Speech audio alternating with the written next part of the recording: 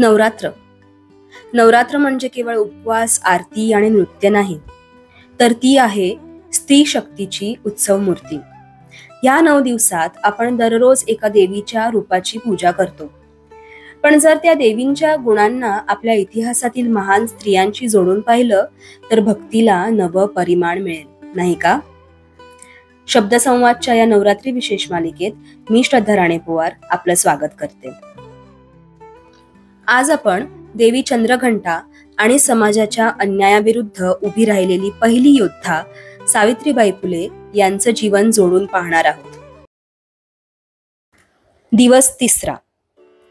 या देवी सर्वभूतेषु शौर्यरूपेण संस्थितः नमस्तस्यै नमस्तस्यै नमस्तस्यै नमो नमः. चंद्रघंटा देवीच्या मस्तकावर अर्धचंद्र आहे. तिच्या घंटानादानं असुर थरथर कापतात. ही देवी सांगते, अन्यायाला कधीही घाबरू नका, धैर्यानं उभं राहा आणि सत्यासाठी लढा. 1831 साल साताऱ्याजवळील नायगावात एका साध्या शेतकरी कुटुंबात जन्मली एक मुलगी सावित्री. लहान वयात लग्न झालं आणि त्या झाल्या सावित्रीबाई फुले.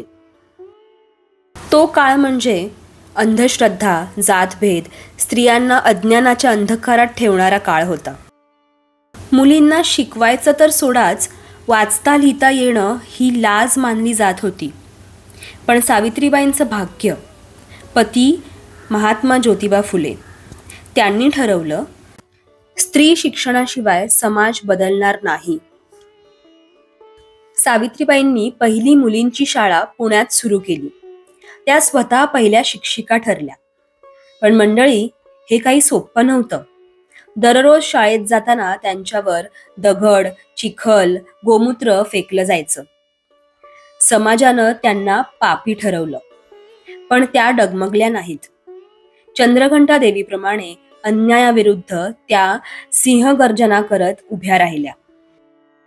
त्या म्हणत, विद्याविना मती गेली, मतीविना नीती गेली, नीतीविना गती गेली, म्हणून शिक्षण हवंच.